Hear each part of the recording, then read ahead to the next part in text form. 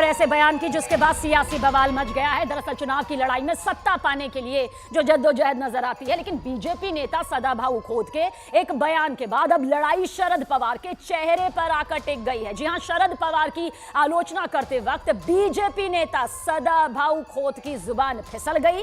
हमेशा की तरह उन्होंने आलोचना करते हुए कुछ ज्यादा ही बोल दिया। सदाभाऊ खोत ने शरद पवार को लेकर एक अमर्यादित टिप्पणी की। उन्होंने शरद पवार के चेहरे को लेकर गलत बयानबाजी यहां पर की है, जिसके बाद महाराष्ट्र की सियासत बेहद गर्मा गई। अजीत पवार ने शरद पवार पर की गई इस टिप्पणी का खुलकर विरोध किया है। मानावं लागेल एवढं हाणलं तरी सुद्धा भाषणात आता म्हणतया मला महाराष्ट्र बदलायचा आहे, मला महाराष्ट्राचा चेहरा बदलायचा आहे। कसला तुला चेहरा? तुझ्या चेहऱ्यासारखा पाहिजे का?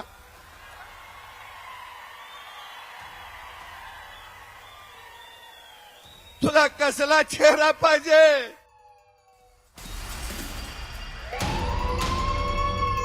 तो सदाभाऊ खोत ने शरद पवार की आलोचना की, तो वहीं डिप्टी सीएम अजीत पवार ने उन्हें अल्टीमेटम दे दिया है। जिस दौरान सदाभाऊ खोत ने शरद पवार पर निशाना साधा, मंच पर फडणवीस भी मौजूद थे। शरद पवार पर अमर्यादित टिप्पणी को लेकर अजीत पवार ने फडणवीस से बात भी की है। सदाभाऊ जो हैं बीजेपी के नेता, उन्होंने एक बहुत बड़ा बयान शरद पवार साहब को लेकर दिया और आपने उस पर कहा भी कि वो आज भी हमारे नेता हैं। मैं चाहूंगी सबसे पहला रिएक्शन आपका उस पर। वो एकदम गलत बयान है। ऐसे बयान बिल्कुल किसी ने भी नहीं करना चाहिए। हमारे महाराष्ट्र की संस्कृति अलग है। हमारे महाराष्ट्र में पहली दफा महाराष्ट्र की निर्मित होने के बाद यशवंतराव चव्हाण साहब चीफ मिनिस्टर बने 1960 में, और तब से उन्होंने कैसा अपोजिशन के साथ बर्ताव करना चाहिए, कैसे लोगों के साथ मिलना चाहिए, कैसा स्टेटमेंट होना चाहिए, इसके बारे में हमेशा उन्होंने बहुत अच्छी तरह से सबको सिखाया है और उसी हिसाब से सबने आगे जाना चाहिए। लेकिन उन्होंने कल इतना गलत बयान किया। मैंने तुरंत, मुझे बयान जब किसी ने कहा कि ऐसा बयान उन्होंने किया है, वो पता चलने के बाद मैं एयरपोर्ट में था, मुझे वहाँ देवेंद्र जी भी मिले। देवेंद्र जी को भी मैंने बताया ये गलत बयान है, ऐसा बयान पवार साहब के खिलाफ तो करना नहीं चाहिए, लेकिन दूसरे भी कोई लीडरों के बारे में ऐसा बयान नहीं होना चाहिए। ये गलत है, लोगों को ये बिल्कुल पसंद नहीं है। और फिर मैंने तुरंत ट्वीट भी किया और उसके बाद मैंने उनको भी फोन किया कि ये मुझे बिल्कुल मंजूर नहीं है। आपने साहब का आगे नाम भी लेने की जरूरत नहीं है।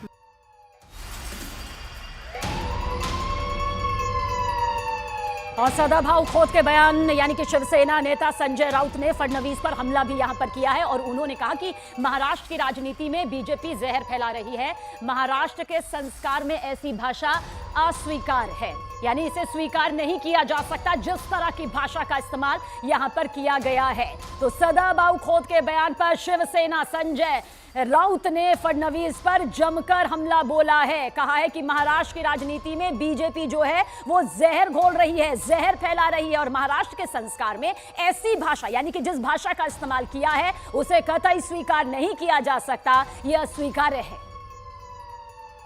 महाराष्ट्र के राजनीति में भारतीय जनता पार्टी ने जो जहर फैलाया है, जो गंदगी फैलाई है, और एक गंदगी फैलाने वाले का नेतृत्व देवेंद्र फडणवीस कर रहे हैं। मैं बार बार बोल रहा हूं,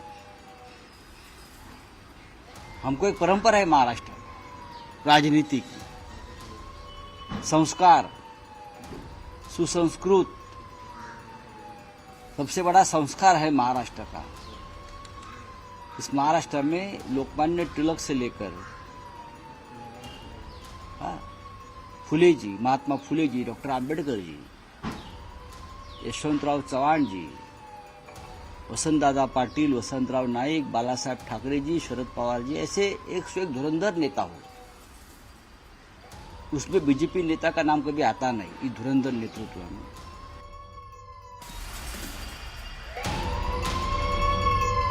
इलेक्शन धमाका, बड़ी खबर महाराष्ट्र से, जहां की सियासत में एक बार फिर से हलचल मची हुई है। महाराष्ट्र विधानसभा चुनाव में महाविकास आघाड़ी के बाद अब शिवसेना यूबीटी के अध्यक्ष उद्धव ठाकरे ने अपनी पार्टी का घोषणा पत्र जारी कर दिया है। उद्धव ठाकरे ने अपने मैनिफेस्टो को वचननामा नाम दिया है और दावा किया कि उनकी पार्टी का हिंदुत्व और बीजेपी के हिंदुत्व में बहुत अंतर है।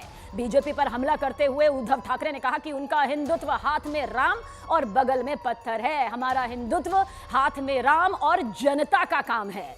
उद्धव ठाकरे ने अपने घोषणा पत्र में हर परिवार को 25 लाख रुपए तक मुफ्त इलाज का बड़ा दावा भी किया और इसके साथ ही महाराष्ट्र के हर निवासी छात्रों को मुफ्त शिक्षा की भी बात कही है। इसके साथ ही उद्धव ठाकरे ने सरकारी कर्मचारियों को पुरानी पेंशन लागू करने का भी बड़ा वादा अपने वचन पत्र के जरिए किया। उनकी सोच की पहुंच कहां तक है वो दिखाई दी गई है और उनको तो सिर्फ आपस में लड़ाई झगड़ा लगाकर ही राज करना है। हमें वैसी बात नहीं करनी है और इसलिए हमने कहा कि उनका हिंदुत्व और हमारा हिंदुत्व अलग है। हमारा हिंदुत्व दिल में राम और हाथ में काम, हाथ को काम देने वाला हमारा हिंदुत्व है। उनको तो हाथ में वो पत्थर दे रहे। तो वचननामा हमने जनता के सामने रखा है। साथ ही साथ एक छोटा पॉकेट वचननामा हमने एक शायद नहीं होगी या नहीं होगी बात हमने करने की कोशिश की है कि जो लोग हमारे गांव-गांव में जाते हैं, प्रचार करते हैं, उनको आसानी से पता चले कि अरे हमने क्या वचन दिया है। तो एक जैसे मैंने मेरी जेब में रखा है वैसा ही एक वचननामा हमने दिया है जिसके पीछे हमने QR कोड दिया है।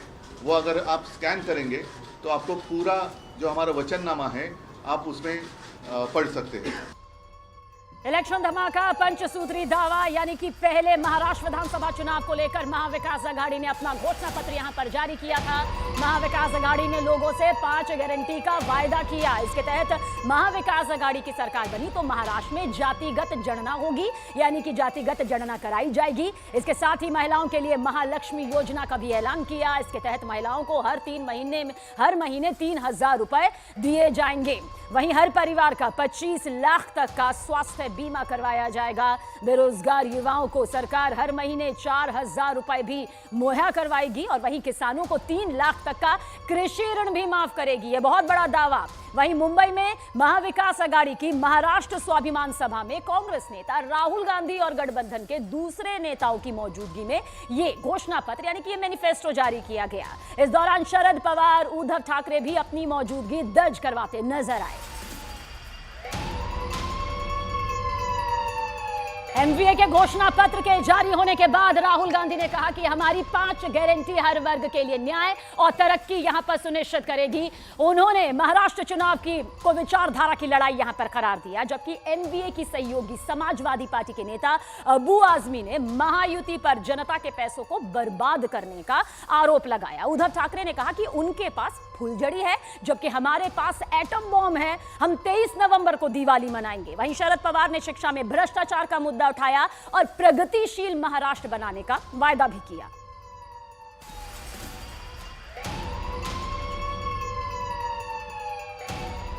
इलेक्शन धमाका, घोषणा पत्र, एमवीए के घोषणा पत्र, सीएम एकनाथ शिंदे ने इस पर निशाना साधा है। उन्होंने लाडली बहन योजना का विरोध किया तो वायदा पूरा नहीं करेंगे, उनकी नीयत में खोट है। क्या कुछ कहा, सुनिए आप भी। मैंने संविधान की बात की। यह विचारधारा की लड़ाई है।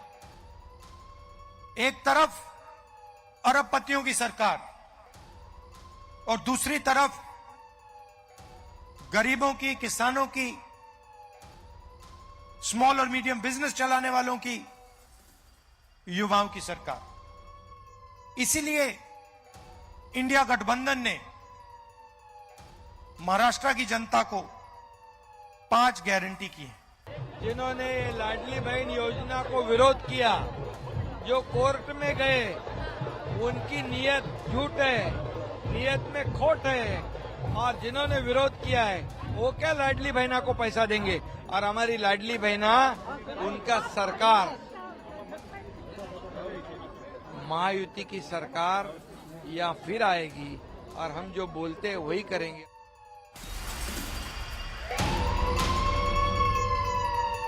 इलेक्शन धमाका, झारखंड चुनाव, घुसपैठ का मुद्दा छाया हुआ है। बीजेपी सांसद ने इसके लिए कांग्रेस को सीधे सीधे जिम्मेदार ठहराया है। न्यूज 18 इंडिया से खास बातचीत की निशिकांत दुबे ने, क्या कुछ उन्होंने कहा, सुनिए आप भी। आदिवासी जनसंख्या में संतुलन का बिगड़ना, इसको बहुत बड़ा मुद्दा बीजेपी ने बनाया है झारखंड के विधानसभा चुनाव में। कैसे इस मुद्दे को आगे ले जा रही है और बार बार इस मुद्दे को संसद में भी उठाने वाले सांसद और झारखंड बीजेपी के वरिष्ठ नेता निशिकांत दुबे जी हमारे साथ। निशिकांत जी, ये जो मुद्दा पीएम ने भी जिक्र किया, गृह मंत्री ने भी जिक्र किया, आपकी पार्टी को इस मुद्दे को साबित करने के लिए क्या दलीलें हैं? पूरे देश भर में मुसलमान इस बीच में 1951 से लेके 2011 तक 4% के एवरेज से बढ़े, लेकिन संथालपुरना में वो 15% के एवरेज से बढ़े। यहाँ विस्थापन बड़ी समस्या है, पलायन बड़ी समस्या है। ये डेटा जो आपने ओपन डेटा की बात कही, अब अगर आपकी पार्टी सत्ता में आती है तो क्या कदम उठाएगी इस चीज को उजागर करने के लिए, या आपके मुताबिक जो ये त्रुटि है उसको ठीक करने के लिए? फेक आईडी कार्ड बना रखा है, वोटर कार्ड बना रखा है, आधार कार्ड बना रखा है, पैन कार्ड बना रखा है, आयुष्मान भारत का कार्ड बना रखा है। हम इस पर एनआरसी लागू करें। एनआरसी जैसे लागू होगी, सारे बांग्लादेशी चिन्हित हो जाएंगे, तो उन सभी बांग्लादेशी घुसपैठियों को जो है खदेड़ के यहाँ से भगाएंगे। दूसरा, हमने कहा है कि जो आदिवासी लड़कियाँ गैर आदिवासियों के साथ शादी करेंगे तो उनके बच्चों को हम आदिवासी का दर्जा नहीं देंगे। यूसीसी को लेकर आपकी पार्टी का स्टैंड क्लियर है कि आदिवासी अस्मिता के साथ खिलवाड़ नहीं होगा, लेकिन विपक्ष कांग्रेस ये आरोप लगा रहा है ये तो राष्ट्रीय मुद्दा है। झारखंड के मुद्दे पर बात करे बीजेपी, वो तो ध्यान भटका रही है।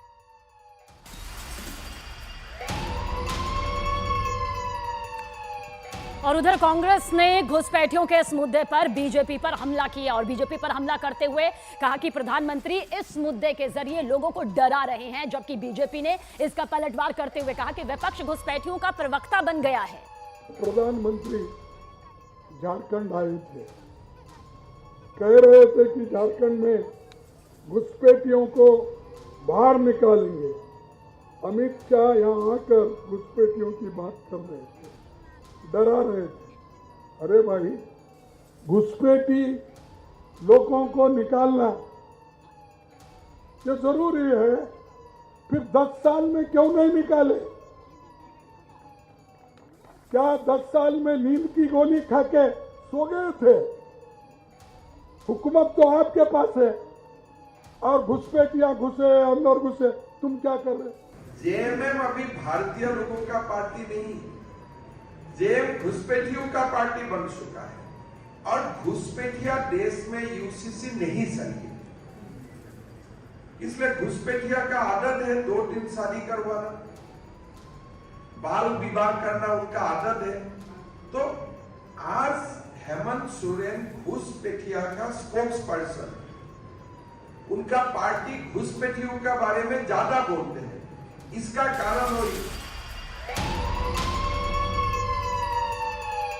और वहीं बीजेपी के शिवराज सिंह चौहान ने कांग्रेस अध्यक्ष मल्लिकार्जुन खड़गे का एक वीडियो शेयर किया है। इस वीडियो में वो झारखंड की सीट के बारे में पूछते हुए नजर आ रहे हैं, जिसके बाद शिवराज सिंह चौहान ने उन पर निशाना साधते हुए कहा कि कांग्रेस के राष्ट्रीय अध्यक्ष को झारखंड की जानकारी नहीं है, उन्हें झारखंड की सीटों के बारे में पता नहीं, तो वो झारखंड का विकास कैसे करेंगे?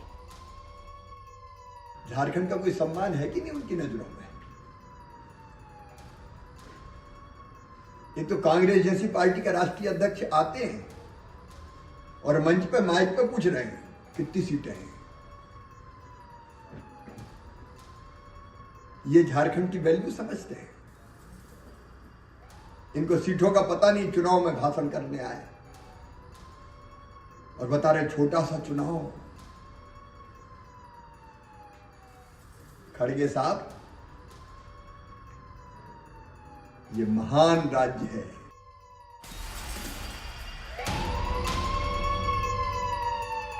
इलेक्शन धमाका, बटेंगे तो कटेंगे का मुद्दा झारखंड के चुनावों पर हावी है और झारखंड में चुनावी सभा को संबोधित करते हुए सीएम योगी आदित्यनाथ ने एक बार फिर बटेंगे तो कटेंगे का मुद्दा उठाया। उन्होंने कहा कि एक रहेंगे तो नेक रहेंगे। इस पर बयान पर कांग्रेस ने पलटवार किया और इसे बीजेपी और आरएसएस का एजेंडा करार दिया।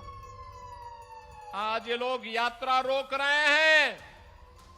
बहनों और भाइयों, आने वाले समय में घरों के अंदर घंटी और शंख भी नहीं बजाने देंगे। और इसलिए आवश्यकता है, आपसे कहने के लिए आए हैं, भाजपा को लाइए, एक रहिए और नेक रहिए। बटेंगे तो कटेंगे, किसको बोला? बांटने वाले ही तुम हो और काटने वाले भी तुम हो, और दूसरों को बोल रहे बटेंगे तो कटेंगे। तो ये लोग अपने लिए बोलते, ये बीजेपी का एजेंडा है, आरएसएस का एजेंडा है। इस एजेंडे को तुमको तोड़ना है।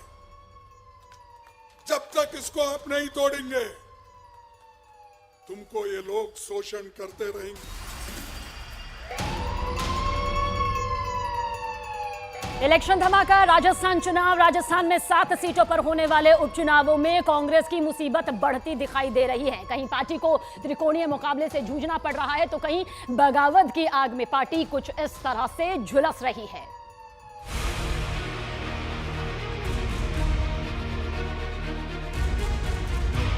राजस्थान के सियासी रण में उपचुनावों की तपिश जोर पकड़ रही है, लेकिन इस तपिश के बीच कांग्रेस की चुनौतियां बढ़ती जा रही हैं।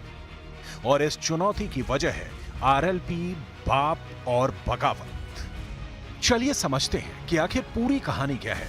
ये तस्वीरें दौसा की हैं। सचिन पायलट दौसा विधानसभा उपचुनाव में कांग्रेस प्रत्याशी डीसी बैरवा के समर्थन में प्रचार के लिए ट्रैक्टर चला रहे हैं। वोटरों को लुभाने के लिए पहली बार सचिन पायलट चुनाव प्रचार में डांस भी कर रहे हैं। बैरवा पायलट समर्थक माने जाते हैं। दौसा सीट पर डीसी बैरवा का मुकाबला बीजेपी के फायर ब्रांड नेता किरोड़ी लाल मीणा के भाई जगमोहन मीणा से है।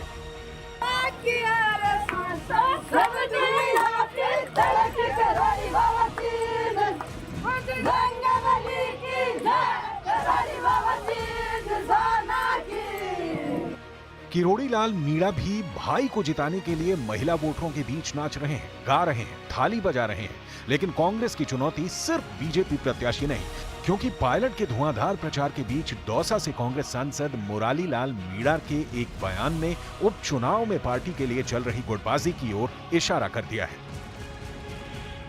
और देखो, मुझे कहने में कोई गुरेज नहीं है, सामाजिक दबाव सबको ऊपर होता है। और देखो, हमने खूब काम करे, कुंडल के भी काम करे, सैंतल के भी करे, सब 36 कौम का काम करे। अरे इस बार तो फ्री, इस बार तो ब्याज सहित चुका देना, चुका दोगे ना ब्याज सहित। हमने कभी फर्क नहीं समझा, चाहे इस बैठ में वोट कम मिले चाहे ज्यादा मिले हो, पूरा मान सम्मान दिया, पूरे काम करे, पूरा विकास के काम किए, सारे काम करे, क्योंकि हम भी जानते होता प्रेशर। और इसमें देखो, बात में कोई वो भी नहीं है। आज हमारे लोगों को प्रेशर है, ये हमारे लोग मजबूती के साथ में डटे हुए हैं। दरअसल मुरारी लाल मीणा भी अपनी पत्नी के लिए टिकट मांग रहे थे, लेकिन पार्टी ने मीणा के बजाय बैरवा समुदाय के शख्स को टिकट दिया। वहीं दूसरी तरफ झुंझुनू के कांग्रेस सांसद का बयान पार्टी की नाजुक हाल की ओर इशारा कर रहा है। यहां से कांग्रेस सांसद ब्रिजेंद्र ओला के बेटे अमित ओला को टिकट दिया गया है, लेकिन चुनावी सभा में ब्रिजेंद्र ओला ये कबूल कर रहे हैं कि अगर उनके बेटे को टिकट न दिया गया होता तो झुंझुनू में पार्टी की जमानत जब्त हो जाती। मैं आपके बीच आया और आपने दिल्ली भेजा, इसलिए ये सीट खाली हुई, नहीं तो आपने मुझे 5 साल के लिए चुन ही दिया था। अब भी पार्टी ने वही सिस्टम अपनाते हुए और अपने उम्मीदवार को चुना। मैंने कहा भाई हम तो लड़ना नहीं चाहते, आप किसी और को बोले, जमानत जब्त हो जाएगी। आप क्या बात करते हो, कोई और लड़ेगा। कांग्रेस की मुसीबतों का सिलसिला यहीं तक नहीं है। देवली उनियारी सीट पर पार्टी की मुश्किल बागी नेता नरेश मीणा ने बढ़ा रखी है, जबकि खींसवार सीट पर गठबंधन टूटने से हनुमान बेनीवाल की पत्नी कनिका बेनीवाल आरएलपी की टिकट पर चुनाव लड़ रही हैं। इस सीट पर बेनीवाल की वजह से कांग्रेस त्रिकोणीय मुकाबले में फंस गई है। साथ ही 84 और सलूम्बर सीट पर भारतीय आदिवासी पार्टी के साथ गठबंधन टूटने से भी कांग्रेस के लिए मुकाबला 3 तरफा हो गया है। कांग्रेस में मची इस उथल पुथल के बीच राजस्थान के सीएम भजन लाल शर्मा भी एक्टिव हैं। वो न सिर्फ कांग्रेस के कई नेताओं को तोड़ने में कामयाब रहे हैं, बल्कि वो इस चुनाव को अग्नि परीक्षा के तौर पर भी ले रहे हैं, क्योंकि लोकसभा चुनाव में पार्टी को 11 सीटें गंवाने का झटका लग चुका है।